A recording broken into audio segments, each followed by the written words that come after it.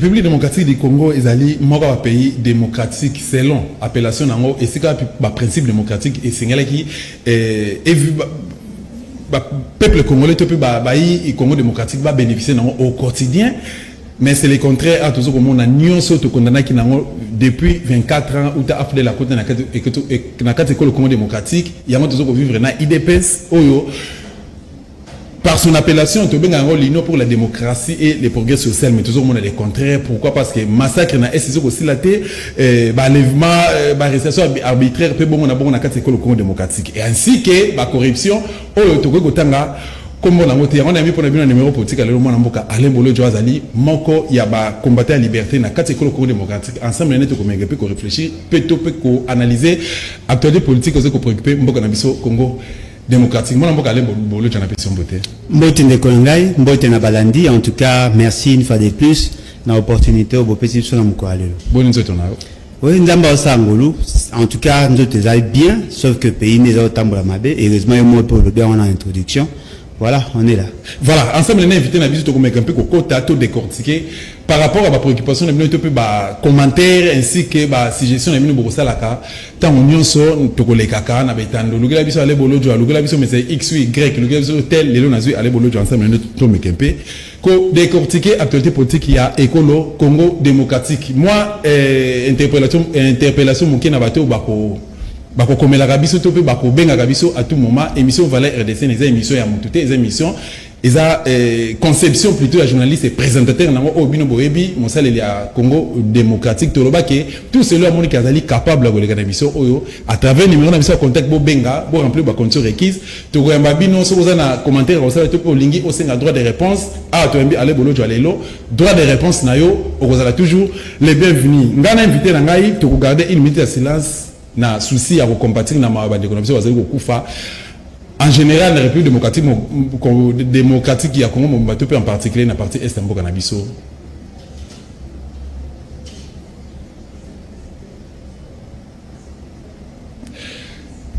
voilà moi mboka ale bolo joa problème la République démocratique du Congo lelo to lobi kezali balkanisation mboka na tentative de balkanisation santé éducation chômage insécurité et autres lelo na gouvernement oyo ndeko chilo mbato ko tia en place.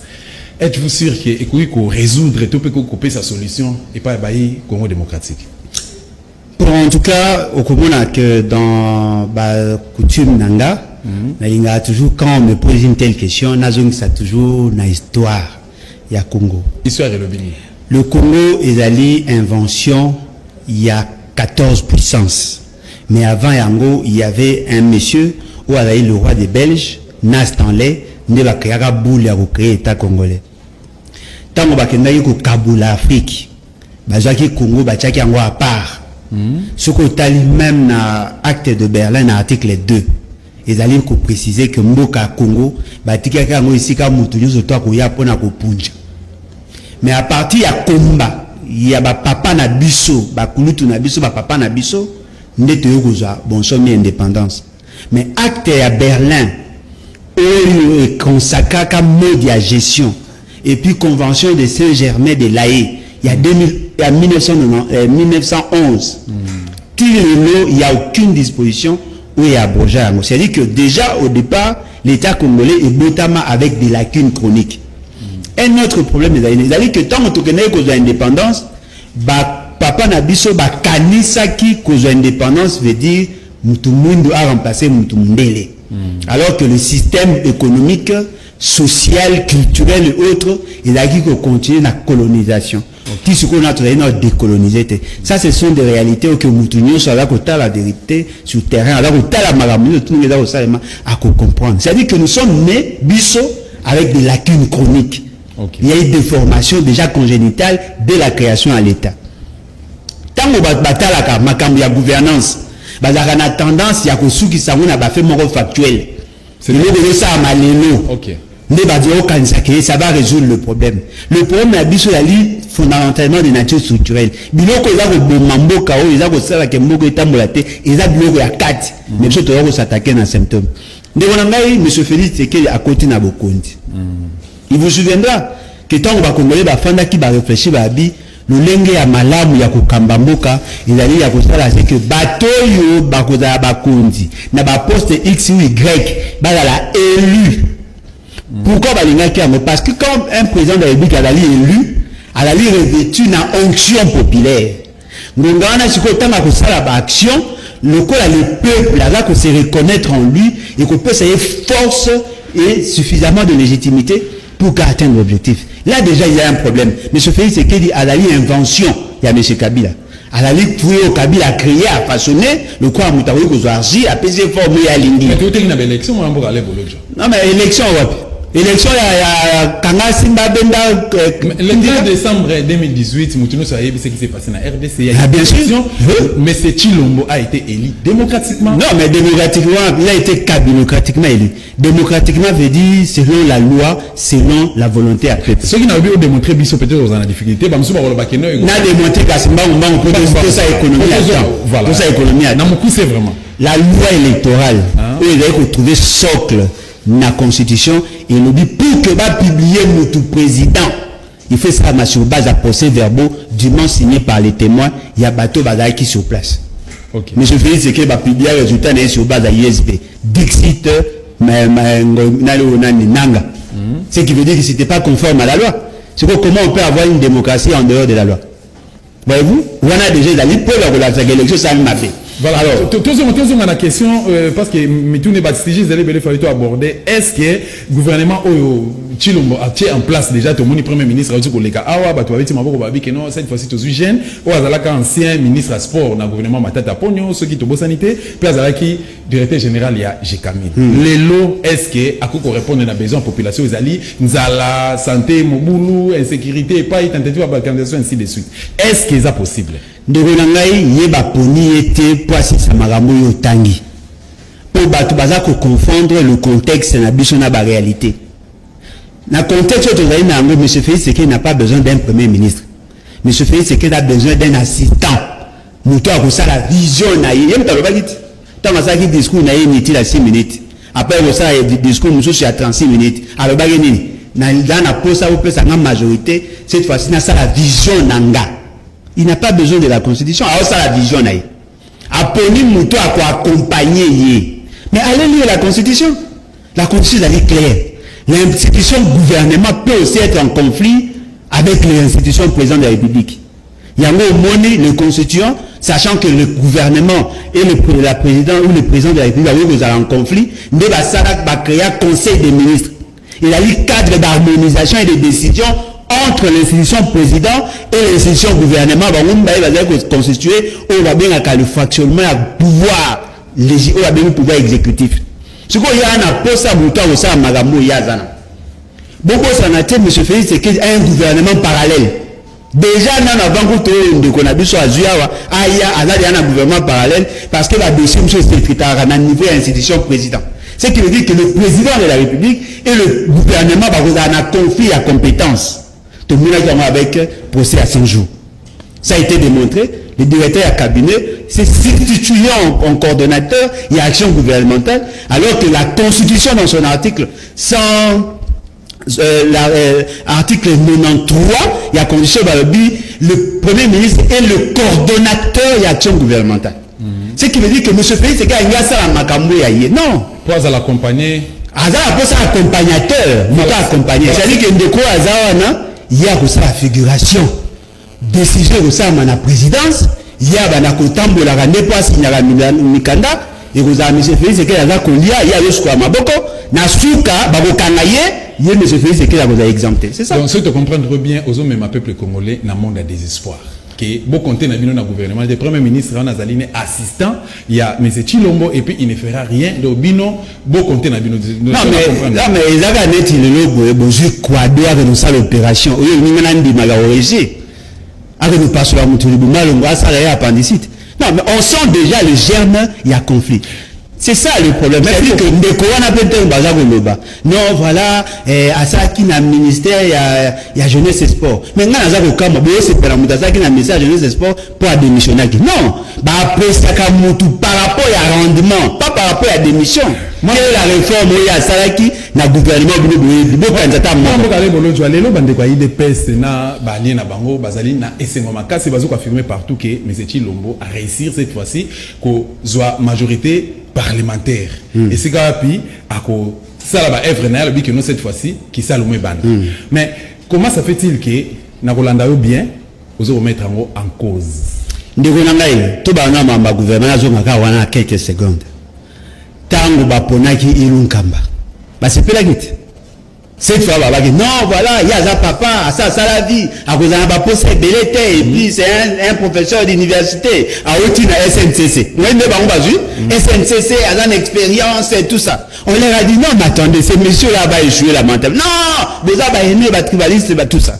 Et aujourd'hui ba boa keni mabanga. Même chose vient de Gonamiso ba boa keni mabanga. Aujourd'hui bazu majorité parlementaire. Bien évidemment bazu majorité parlementaire avec Kabila. Il faut que préciser, une majorité parlementaire avec Kabila. Et puis deuxièmement, avoir la majorité n'est pas la finalité. Une bonne majorité, une majorité selon l'esprit de la Constitution, c'est avoir des gens qui ont été élus. Bateau population a permis de s'angani de majorité. Mais oh, les bateaux bazaki kabilokratiquement élus. Et puis au-delà de ça, sur le plan formalité, de manière sur des faits. C'est-à-dire que sur telle question, et puis là, ça est ma moyenne kanyaka. Moi, je vais vous il y a nani, il y a yé ou bien là. Tu peux ça raison pour que non, c'est la haine de votre part. Non, mais la haine. Pourquoi beaucoup de ça, frère Nabino Tshilombo, chance de vous soutenir. De Ronangaï, tu veux ta masoula à payer 1000, oui, mais tu veux ta masoula à gouvernance. Chance, il y a aussi la gouvernance. La gouvernance, c'est mesure par rapport à l'acte que nous avons opposé. Quand on est dans la gouvernance, on compare le fait et les référentiels. Non, tu peux faire exemple à Ozu Kouado avec le salle opération, on y a ses chances. Bassine prémonitoire, il y a échec. Ils allient déjà. Sur la gouvernance, il y a un problème. Vous savez, quand on insiste sur la qualité des gens et sur le pouvoir, il a eu justement parce que tu que le constituant Balobi, pour que tu résoudre le problème, il y a l'État. Pour ça que l'État est capable de résoudre le problème congolais, il faut que l'État revêtu la légitimité. C'est une dimension métaphysique. Au-delà de ça, et comme on a dit que la légitimité, la capacité, il y a aussi quelque chose. Il y a aussi des députés qui ont 7 000. Oh, mais non, et là, le témoignage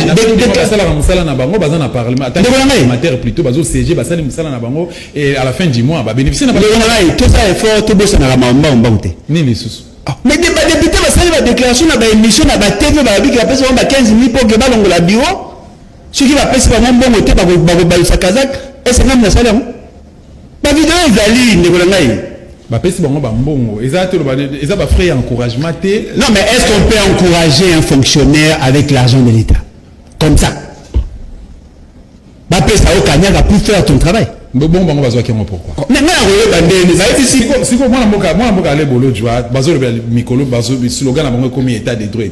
procureur général de la République. Tant que député officiellement les médias pour que la déclaration a rôle de procureur dans Mboka Izani.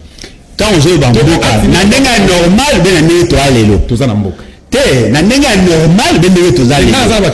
Il y en a qui questionner Mboka to nungwa na cadre formel.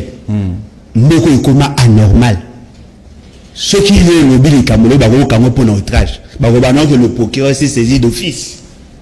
Mais comme toi aussi à Mabé, on est pour le compte, il y a ce qu'on appelle union dite sacrée. Parce qu'il est serviteur du grand maître. Est-ce qu'une assemblée nationale on a place Séjara ou un Sénat, règlement de l'intérêt est à la rater, toute commission de discipline est à la rater. Mais on a un règlement de l'intérêt. La parole de M. Félix, c'est qu'il vaut force de loi. Quand M. Félix, c'est qu'il vous dit non, voilà, nous allons le lot, et à partir de l'eau, vous tapez PAD, le roi qu'on a bien chez moi. sans se référer comment règlement intérieur, na disposition constitutionnelle. Mais il y a tant que Bahati, avec un problème au niveau FCC. Pour ça, problème, la majorité va député va l'ongouer, va qu'il y a un coulou. Article minoritaire. Bah, qu'il y a la justice, la cour constitutionnelle. Cour constitutionnelle, la ABC, Bahati, c'est un problème à leadership, il faut résoudre le problème à votre niveau. Monsieur Félix, c'est qu'il doit intervenir. Alors, non. Le code a déjà qui n'a acte. Il y a légal, acte moko qui régulier par rapport à choix au regard de la disposition statutaire réglementaire. Il faut qu'il y ait là dans la représentant, il y a FDC. Ah, ça a été fait. Mais aujourd'hui, il y a Kaboli parti. Il y a dans une démocratie normale, membre à PPRD, membre il y a pouvoir, membre à PPRD, monsieur dans l'Assemblée, membre de l'opposition. Pensez-vous que vous avez l'esprit de la Constitution? C'est-à-dire que Kaboli va partir et puis va le banner. Ce qui veut dire quoi? Les fondamentaux et le développement exacté. Il faut d'abord que la norme soit respectée. Vous savez, moi, il bateau va en chaîne. Ou bien sur la course à relais. Ou à Zako Kima a dit que dans telle place, pour Mouniga Kolemba, a joué à Kima à continuer. C'est ça. Le développement, c'est un processus cumulatif. Et le développement, ne se décrète pas. Il faut qu'il y ait une organisation. Et dans l'organisation, il y a la norme. Lorsque la norme n'est plus respectée, ne vous attendez pas au résultat.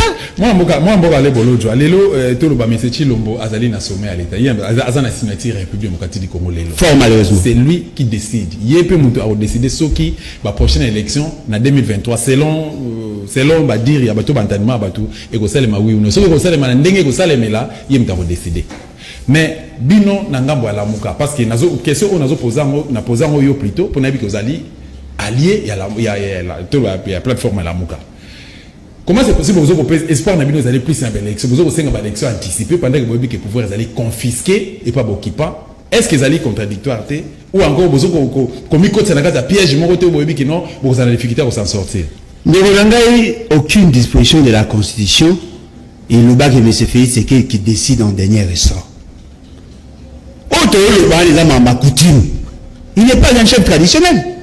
Nous sommes dans un État moderne. La compétence est d'attribution. Il y a ce qu'on appelle le fonctionnement de la compétence. Il n'a pas le pouvoir de décider en dernier ressort. Bateau va décider, c'est le peuple. Il y a une constitution, ils allaient volonté cristallisée. Les élections doivent s'organiser au regard de la disposition constitutionnelle. Ce n'est pas la volonté à Félix Tshisekedi qui doit organiser les élections. Tu vois, il y a combien de beaucoup, il y a ça là, il y a l'ingé. Tu n'as jamais besoin de souligner. Non, c'est pas ça. Il faut que l'on respecte la Constitution. La Constitution est dans les balobi. Il faut que les élections ça marche chaque 5 ans. Le gouvernement a pour mission de mobiliser les moyens.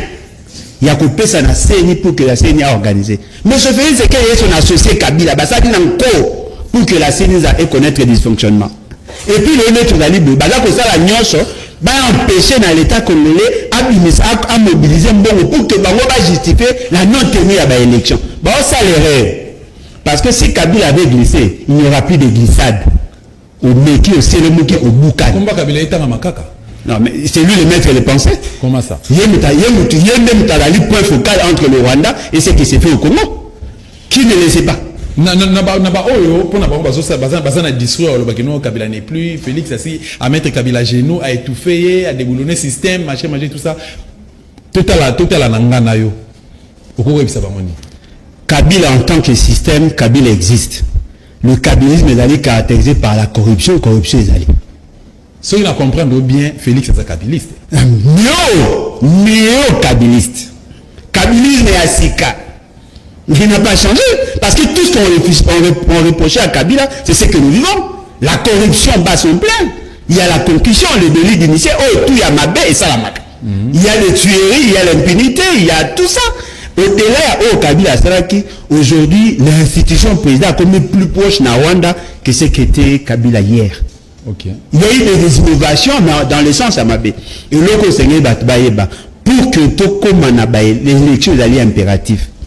Même si nous allons dans la réforme, dans la refondation de l'État, le principe de l'élection, c'est un principe sacro-saint. Êtes-vous sûr que, mais c'est Chilombo Lelo, comportement na manière na ya ko gérer arrogance ça na dictature ozo ko mettre en place na libala na bango libala na bango na Kabila tout ça que une fois tu se retrouver en 2023 et que tu connais une élection Martin Fayulu m'a dit to candidat muso akobima onzamba kotombola na moment na ako gagner Félix to gagner Kabiliste bato nyonso bakotia ata soki bazwi Daniel Saf akobattre Félix Tshisekedi mais c'est lui a déclaré que Félix Tshisekedi aleki mais en dehors le bat au moins tant basalaka liboso ba tricherie à liboso au lieu de simba poani parce que peuple abimate cette fois c'est ce que peuple abimate avec son droit au militaire peuple ambalo a robima yango moni idée nyonso akokenda ba élection na condition il allait que ça la pour Félix Tshisekedi il faut refonder l'état.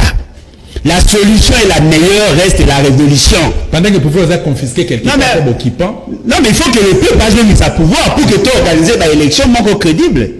Pour ceux qui peuvent partir, qui m'a cambié, qui m'a réforme la façade. Oui, la majorité parlementaire, elle a droit à 6 postes. Opposition institutionnelle, elle a droit il y a 4 postes et 3 postes dans la société civile. Dans 4 société civile, tu as déjà.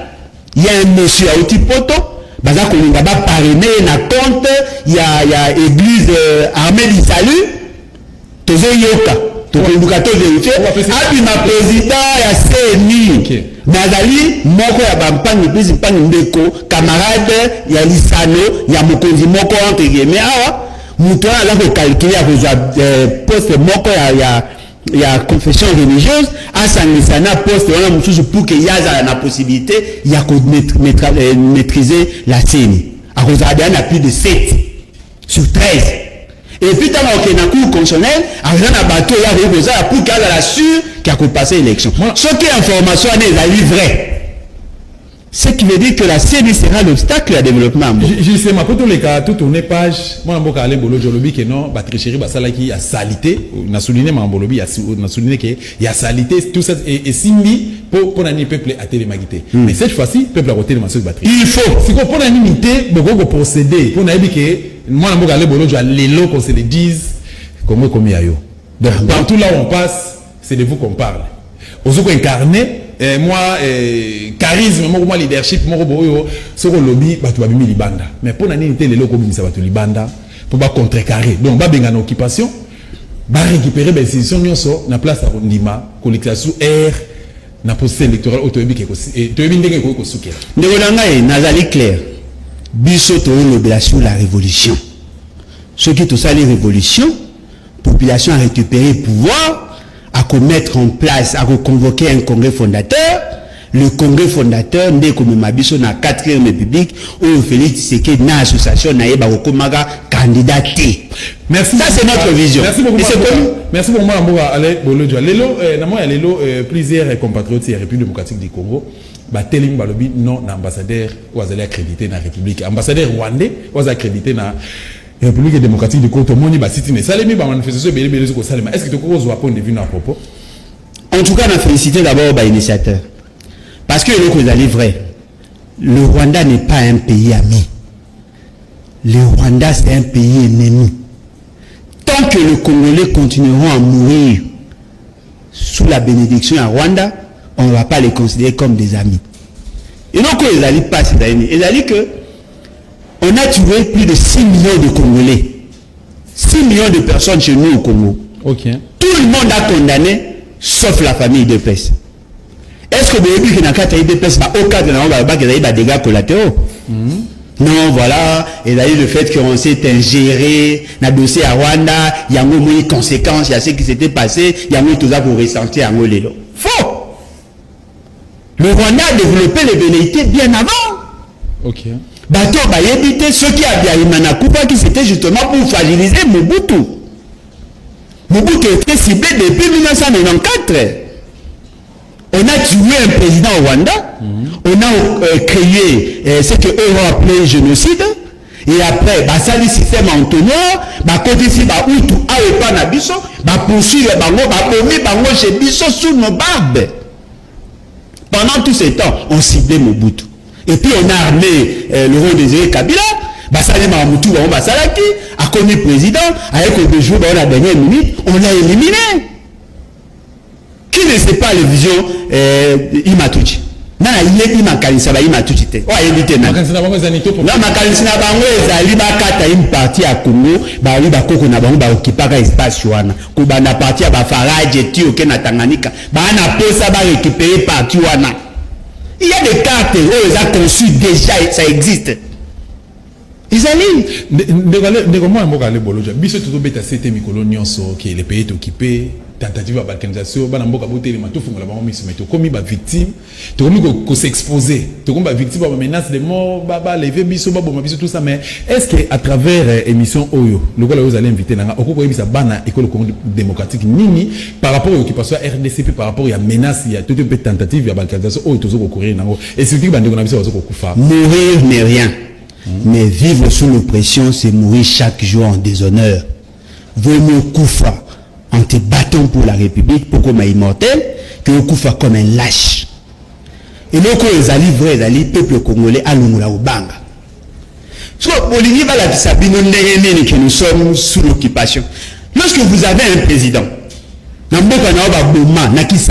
une mort d'homme. Guerre il y a 6 jours, Bakufa na Kisangani. Ok, que ça un mémorial pour commémorer l'Iwa Batuana. Ok, que s'incliner là où toi tu n'as pas participé. Azaki n'a tenté. Azaki n'a pas voyagé. Tenté à Nîmes. Non, attendez. Attendez. Attendez, est-ce que vous savez que le compte du trésor a eu à dépenser plus de 50 millions de dollars pour que ça va visite Naïkouna? Plus de 50 millions de dollars. Est-ce que vous savez ça représente le salaire de combien de colonels? Combien de fonctionnaires? Vous savez ça représente combien de bancs? Combien la construction à l'école même en brique à dope? On a dépensé l'argent. Est-ce que l'État congolais était dans l'incapacité? Il y a un temps à combien de Kisanganit? Monsieur Félix, c'est à combien de Kisanganit? Tant à quelques recruter coiffeurs pour la Kisangani. À combien de Kisanganit? À quel recruter nani? À quel recruter coiffeur? Coiffeur il y a. Mon gars de ceux qui n'est recruté au Kisangani. Il est quand on a vidéo à l'élection na RTNC. Ok. Est-ce que vous avez vu là où il s'est incliné? Parce qu'il y a une mort dans le là-bas. À ça là où? Au Kasaï, il y a eu des morts, non? À quel avis? Na Kinshasa, bato ba okufa, bato ba okufa, nous comité ba 200, ba 19, ba 21. Yo qui a tabacha drapeau en berne. Tout le monde a le 16 janvier à Kende qui na mausolée à musée Laurent Désiré Kabila. Tout le monde qui na le 17 à Kende qui na mausolée na monument ya libosa monument plutôt à Patrice Emery Lumumba. Et qui aza congolais, eza manière moko à compatir et pas ya tout le baba. Et sili ndeko bakufi bakufa. Bongo bakufi. Est-ce qu'il y a une déclaration même à compatir dans la famille? Nous avons un conflit d'intérêts entre nous, la population, et nos soi-disant dirigeants. Pour na bango, souci na bango il a dit, babima comme babon, ba élève ya malunga devant bateau bazako dompté biso. Kagame a une influence, vous ne pouvez pas avoir l'idée. Papa na biso mbanda. A outi ko rendre il y a pas longtemps rapport na il y a ba enquête. Par rapport à la situation socio-économique du pays, il a démontré noir sur blanc que la quasi-majorité de l'entreprise, il a qu'on fait partie d'un cartel, il y a battu. À ça, là, non, mais il n'y a pas longtemps, on a monné des documents, des vidéos, il a fait des classes. Cette année, non? Asali a publié enquête, et ce qui est surprenant, tous les noms cités, tu vas vérifier si c'est vrai. Toutes ces entreprises là citées, c'est vrai. Et puis moi-même, j'ai essayé, il y a qu'on vérifier quelque chose, et on s'est rendu compte qu'effectivement, toi, quand tu as dit ça, tu as moi l'épinière. Ok. Infiltrer des choses partout. L'entreprise, bango, tout ce qu'il y a comme économie, bango, les carrés miniers, bango, va que gérer. Bazali ko adopter biso aucune armée bazali na sécurité bazali na gouvernement bazali mais wana il est son rôle c'est quoi? C'est un point focal. C'est qui veut dire que nous sommes infiltrés partout. Et là ça va passer d'ailleurs mais ce pays c'est que la pays na Londres a le dit que ba banyamulenge ba congolais. Mais quel est l'acte? À cause ça qui? Quel est l'acte?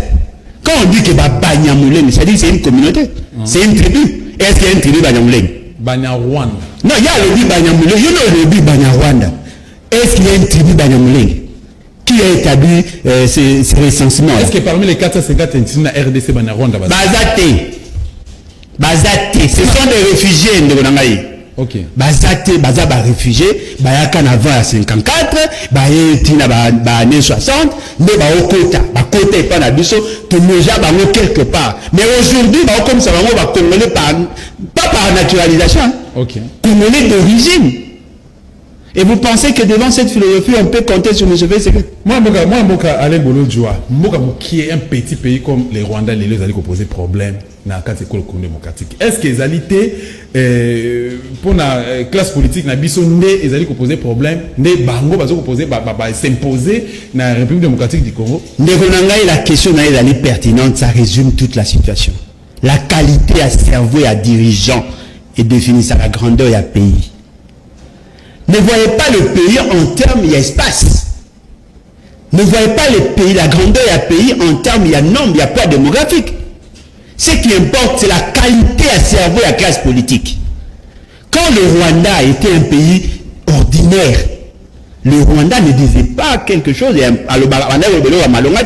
l'Ouganda, mais le jour où Kagame y est, on peut tout dire de Kagame. Kagame, c'est un dirigeant. Il peut être criminel, il peut faire tout ce qu'il peut faire, mais il a changé la donne, a changé le paradigme au Rwanda. Aujourd'hui, on parle plus du Rwanda que de la RDC. Vous savez pourquoi? Une grande vision. Alors, bisoto le corps comme on est kinse quoi, bango ba le quoi nzota mutu. Mais le corps ba bato ba na pengi, terato soira bango to jara makila to mila ba makila. C'est ce qu'on nous fait. Le Rwanda allait se comporter meilleur moko dans ba pays le quoi à Japon. Le Japon a géré la Chine. Mais nous, on a ces peines à la Chine. Le jour où la Chine va tellement, le Japon encore va insulter. Comment pouvez-vous expliquer? Bango Balaline a 26 millions d'habitants. Bissot aux 100 millions. Bah, on a 12 000 km, non, on a 26 000 km carrés. Bissot on a 2 345 409 km. Bango on a 12 millions d'habitants. Bissot on a 100 millions. Mais ce qu'on dit, soi-disant, dirigeant congolais, ceux qui vont connu devant Kagame, la garçon de course. Et ça, ce n'est pas bon. Il faut que les choses changent. Et maintenant, il faut avoir un grand esprit. Parce que la dimension métaphysique, il y a pouvoir vous dire, c'est que là où il y a plus de gens, là où il y a la force. Mais il faut maintenant que nous force pour que qu'on soit la place Nabiso. Le père fondateur ou papa indépendance, est clair. Nous bâtirons un pays plus beau qu'avant. Nous voulons faire du Congo une grande nation au cœur de l'Afrique. Il faut y travailler. Il faut que nous ayons un leadership clairvoyant. Bateau, vous allez capable d'anticiper. Comment le Rwanda peut être le premier exportateur de produits élevés? Parce qu'il y a une faiblesse.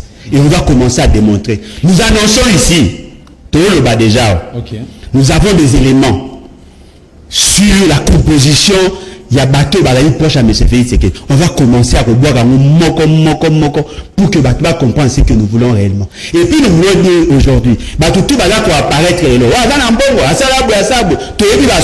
parce qu'il y a des gens qui ont bradé les ressources naturelles. Aujourd'hui, après carré à M. Félix Tshisekedi. On va commencer à les citer. Merci beaucoup, Mboka Ale Bolo Joa. Mutuna oyo uti pa bandeko na mingi bana bandeko ya Chango. Balobi baza na quartier entre quartier 8 ou 9 na ngambo ya Njili baza ba téléspectateur ya émission Valais RDC balobi na tuna Alain Bolo Joa lelo likambo ya fleuve mai yekolo Congo démocratique ezali côté kama batangi babi keno lelo Égypte azali sollicité Égypte azo ko sala ba démarche na ebité Tchad na mboka musu tout ça bon biso moko pendant que ba vente ba bloc on a été zo ko sala ma ba congolais ba bénéficiaire na l'autre côté to limite au point de vue na yo bande ko na yo ko ebisa bango nini bango en particulier mais ba congolais ne sont en général ba yé ba reda isola solo c'est-à-dire que c'est un vieux dossier batunyo so ba bloquer cette fois-ci aussi parce que M. Félix Tshisekedi a des fertilisants pour la faciliter bradage à toutes nos ressources naturelles. Tout ça est allé par l'illégitimité à pouvoir. Il y a eu un débat houleux dans une législature où ils ont passé sur la question de Tchad d'abord. Parce que Tchad, à l'allée, n'a pas ça à maille na rivière ou banque. Ok. Bah, il dit que va desservir bah mon maille, bah il y a un système ça dans ça un canal, mais ça un canal de Suez, ou si vous ça un système à pipeline, mais va ben la carburant, va ben la maille kuna peut pas alimenter Tchad parce que va y a une désertification. Le président tchadien a menacé la République démocratique du Congo et le Parlement avait rejeté en son temps. Mais aujourd'hui, le dossier surgit. Balingi Bazwa. Et là, on est surprenant. Aucune étude concluante sur la maîtrise et l'incidence écologique dans notre espace Ezali. Personne n'a démontré qu'il n'y aura pas une incidence négative. Mais Baza Kolingaba n'a pas relancé des bornes. Un autre dossier, c'est par rapport à la fleuve Congo. L'Égypte a un problème avec l'Éthiopie. Okay. C'est-à-dire que l'Éthiopie, à la limite, il y a source, il y a Nil, il va créer la centrale électrique, qui n'est pas dans Bango, et que ça, débit à maille, quantité à maille à Égypte, et que baisser, ça va créer un problème. Balingi peut Bango va créer un canal pour que ça va maille na biso. Il y a Tchad. Il y a 3 pays qui sont concernés. Il y a Congo-Brazza avec Papa Sassou, il y a la RCA et la Bisso. Parce que maintenant, au Kabula, on a 3 pays. Il y a Zongo, il y a en France, il y a Bangui. Lui, il y a Bisso Moreto. Et puis au Kenya, en bas fleuve, le fleuve Congo n'appartient pas à M. Félix Tshisekedi. S'ils veulent négocier, ils doivent négocier avec nous. Mais c'est lui le patron. Non! Il y a une sociologie à l'État congolais. Il y a une sociologie à l'État congolais. Vous savez comment l'État congolais est né? L'État congolais n'est pas propriétaire sociologique à Mabélé. À commander qu'on jouit n'a droit à la souveraineté sur le sol. La terre congolaise appartient aux tribus, aux ethnies. Il faut battre ainsi. Et on ne peut pas donner le pouvoir. Il y a un président de la République, soit-il, il y a Kolinga Kopé Samaï, na Congo, sans que la population, ou à la limite détentrice, il y a pouvoir réel à décider. Ce qui veut dire que il faut passer par référendum. Parce que ça dépend de survie de Bisso en tant que nation. Mais pourquoi Bisso Bobani d'ailleurs qu'on résout des problèmes à Baninga, il y a Bisso dans les athées. Nous devons avoir un sommet bidon à maille, na 300 francs. Là, on a pour ça maïté. Régis de la abattu. C'est un droit constitutionnel. Nous devons faire ça égyptien. Et qui a mené les démarches? Parce que la quantité à maille au Kendekuna, ça va avoir une incidence sur le débit à maille. Inga, probablement, on a un problème. Au début, tant que les Arabes période utiliser le demi, tu as un problème de difficulté à courant, on va connaître ça régulièrement. Est-ce que dans Toubaye, il y a une corrélation directe entre la quantité à maille et la végétation? Si vous avez le besoin de bailler, comment la permet de bailler, bien pourquoi? Parce que maïs a arrosé Zamba. Il y a un peu de permettre que la quantité à maïs, la nébulosité et la lucolo, maïs est à maïs belé parce que nous là, ils ont ramené maïs à bailler et matière comme une année, il y a peu de zongi et arroser Zamba. Quand vous allez toucher la maïs, ne croyez pas que vous avez un incident sur l'écologie. La déforestation et que vous allez accélérer. Avant vos engagements, vous avez la spécialiste en matière de maïs. Spécialistes en matière à forêt, les écologistes et les économistes, pour que tout y ait la ce qui est apporté ni les panabiso. À partir de l'étude de la faisabilité concluante, nous on pourra demander à la population, non, voilà, par rapport à telle situation, on vous propose ça. Qu'est-ce que vous en pensez? En ce moment-là, le peuple va décider. Il ne revient pas à un président de la République de brader une partie à notre souveraineté.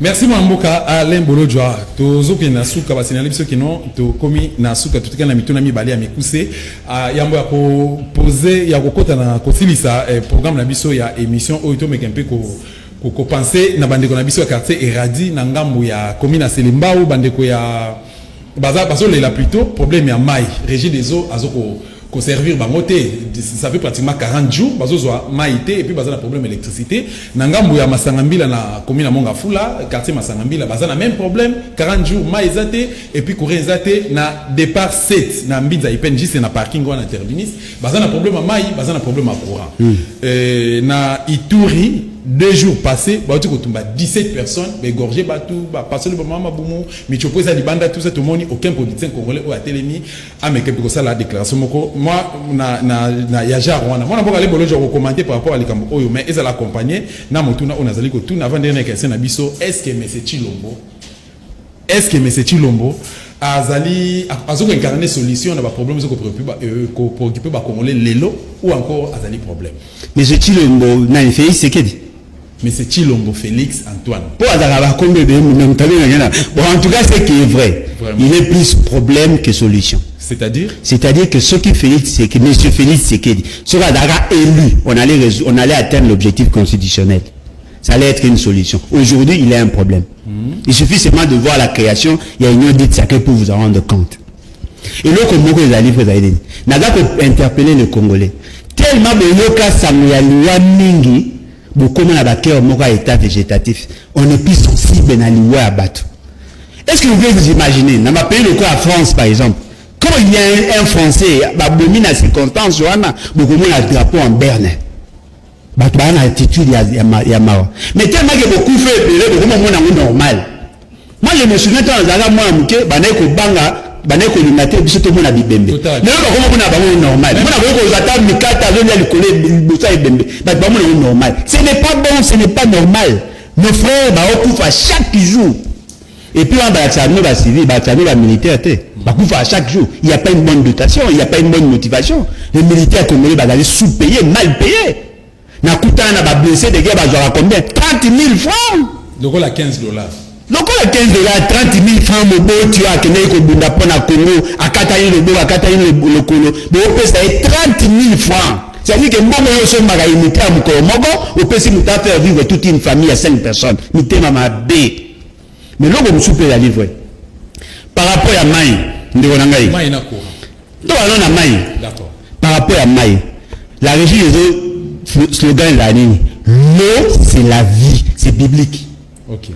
Au pime mutumai au pime mutubomoi toi na basi toi na ban et comme toi na remukara ba bido a mai na ville le quoi mboka et là vous allez surprenant on a dit qu'il y a un problème de gestion non Fachibe est-ce que vous savez la solution que monsieur Félix Sekedi a préconisé à somba ba camion citerne ndeko na ngai à somba ba camion citerne ba ko côté ka mai le quoi pétrole koko mai yango ebotemi na mutuka ebotemi longo na ozombongo. Non, mais la régie des eaux. La régie des eaux a connu que t'es comme il y a un camion citerne. Il y a des tuyaux. Il y a des financements à la Banque mondiale. Je vous donne l'information, allez vérifier. La Banque mondiale, déjà au départ, dans la période de Matata, c'est un projet, il y a de renforcer la capacité en dessert en eau potable dans la zone. Banara déjà est Chine. Les travaux ont s'est lancés dans le mois de janvier. Il y a captation, il y a traitement, mais il y a transport. Parce que en face, il y a une régie de croisement à venir de Bozo, na Bumbashi. Au comment la station de régie de Zawana. Batia battu les alliés belés. Ok, na météo. Na binza pigeon. Na binza pigeon. Ok, na météo. Na kati ya na tesa de celui la régie ya Zakawana. Battu a miné les alliés. Vous savez pourquoi le projet n'évolue pas? Pourquoi ça n'était? Il y a un problème, il y a gestion à financement. Ça a bloqué. Tu connais que c'est la maille n'a boutou, tu es la capable de faire l'État. La maille, sur le bout, tu as une semaine, tu as la maille n'a bidon. Est-ce que l'État responsable peut acheter des camions pour desservir sa population en eau? Et puis ce qui est surprenant, nappe phréatique, ils ont à moins de 50 mètres. Bata, c'est à moins de 20 mètres. Mais Bata, la maille. Ce qui veut dire quoi? Il n'y a aucune politique cohérente. Le programme social du chef de l'État pour la desserte en eau potable. Un président de République ne veut pas avoir un programme à lui. Il faut que ça soit des politiques publiques. Oui, ça, on a un gouvernement. Parce que quand le gouvernement fait des choses, le gouvernement a des techniciens. Par rapport à l'électricité, courant pour tout collaborer parce que ça soit la régie, que ça soit la SNEL, tout va aller défaillante en tant qu'entreprise. Courant comme une pipe. Là, bâtir le courant, phase. Net les athées. Vous savez pourquoi? Les agents qui travaillent dans le compte à SNEL va faire passer un test. Nous avons 5 ans, 10 ans. Va faire passer un test, ce qui est surprenant, la plupart va échouer. Va recruter un membre de la parti politique. Un membre de la parti politique à haute salle nationale comme technicien. Ceux qui parlent, va bénir Mouto, va qui est incompétent parce qu'il n'a pas su répondre à la question. Mais comment un incompétent peut travailler pour eux? Merci. Ce qui veut dire que nos entreprises sont mal gérées. Si ça va pour le Kondiama B. Ce qui est déjà comme accélération ne fait que 2 minutes, si ça. programme par rapport à procès chez BA, est-ce que au Congo Loba et pas Baimbo quand tu peux bandir quoi sur l'anda émission les valeurs RDC qui est gouvernement Oyo et aider famille chez BA parce qu'il ne peut pas congolais pour nous clarifier les camps. Non, mais le problème est la question à Tchébéa est loin au niveau de la famille. La question à Tchébéa est par rapport à la valeur que nous défendons, les valeurs haïtiennes. Raison à monde quand on tue un Congolais, surtout que Tchébéa, c'est un grand esprit. Vous savez pourquoi on a tué Tchébéa? Pourquoi? Parce qu'il a défendu les intérêts à Bateau Baal Coca-Cola Baté. La voix des sans-voix. Il n'est pas mort pour lui. A coupé les moitiés, a coupé les militaires, a coupé les Congolais. C'est-à-dire que c'est quelqu'un que nous tous nous devons protéger. Te protéger, pour moi, c'est une honte. Masolo va obéir à l'élo. Est-ce que c'est ça Masolo à Sika? Sur le canal YouTube. Ma déclaration va sala que non voilà ba benga kai na général Tongolo ba sala kai ba étouffa et ba boaka corner c'était déjà connu. Ma déclaration va benga témoignage à lui parce que Mundela lobby. C'est un vieux dossier de Rolangai. Et pourquoi la justice ne s'est pas saisie d'office? C'est parce qu'il n'y a pas d'intérêt politique. Merci. Et c'est une honte. Le moi si à Tchébéa a comme à Kolukabino Bébé. Non. Merci beaucoup. Il faut défendre les intérêts d'ailleurs parce que à la lutte victime il y a société. Et puis l'État congolais, il faut dédommager les familles Wana parce que à couvrir na niveau à l'État. Merci beaucoup Mme Bokale Bolo Joa. Dossier Zalika Kaya, Floribert Chebé, il y a Fidel Bazana, Rossi Mukendi, Général Baouma, Colonel Mamadou Ndala, Bafos Komi les Belé, Namboka Bachilombo, Nakabe Akamwanga, na partie Est Namboka Nabiso et tant d'autres. Non, cité, tu commis pratiquement dans Souka, Mme Bokale Bolo Joa, 30 secondes, Bandeko Balanebiso et Banelti Souka, va retenir Nini par rapport à l'entretien et puis Nani Azalina Simanayo par rapport à Franc parler, la OP, Olinko Banga Moutoute. Nabanga Rabatu. Nabanga peuple, nabanga aneliwate, nabanga amenaste. Ça c'est connu. Parce que nous nazawa na ebiki na okufa kaka ata na malaria na okufa, ata na nzala na okufa, na kobanga mutu te so sa mabe, on va dénoncer. Mutu aza na simananga ezaka mutu aza peuple. Mutu ayibiki ana passe le kwanga. Ndamo na victime, na na pusa mutu na simananga. Mais loko ezali vrai oto ko bana peuple, bolongola ko banga. So bolongola ko banga te bo ko na complice naïf. Le pays va très mal. On a beau dire qu'il a une chance, on a payé mité, il a une RT. Nous sommes copropriétaires. Tant que nous avons Équateur, papa nanga, Koko nanga, à propriétaire à Mabélé. On s'est battu pour créer cette nation-là. De respecter la droit à Bissot, tu tout Sabine. Si vous respectez la droit à Bissot, tu Bunda. Merci beaucoup, Mme Bokale Bolo. Je vais répondre à la rendez-vous à Bissot. Merci. C'est moi qui vous remercie. Merci. Nabalanda émission les valeurs RDC. Nous avons émission pour la valeur politique et République démocratique du Congo. Rappelez bien que non entretien avec José qui plus c'est par rapport à actualité politique. Tout le monde nanga mususu bayi Congo démocratique batamboli liboso ambassadeur Rwanda pour passer un départ ambassadeur. Tout le monde police aya beti masasi akangi batu ndeko na biso presse penge lelo. Audi ko perdre ba téléphone, a perdre mbongo na yepé, azana passe na lokolo. Pourquoi? Parce que azaki maltraité, malmené. Non seulement presse penge, et zaki na bandeko ebele bazaki na kati wana pe et par rapport à gestion mboka na biso, est-ce qu'avec Chilombo, peuple congolais a ko espérer les sous parti est mboka na biso komi abattoir bandeko bazali kolela, bazoko égorger, bazoko violer, bazoko boma, aucun politicien azoko défendre baron. Merci beaucoup na bino bazaki belé pour na biso à travers les mondes bien sûr, sur occasion ko na biso na chaîne to koleka chaque dimanche na 16h15 minutes, lundi na 22h 15 minutes sur Zubisoté, Kotaka na YouTube, beta www.dostatv.com pour la intégralité et ma émission. Autre que ça, la rapport n'a pas veillé peuple congolais par rapport à ce que vous préoccupez. Moi, je Congo démocratique. Merci l'équipe technique qui a accompagné. Merci pour la fidélité et pour la confiance. Bye bye.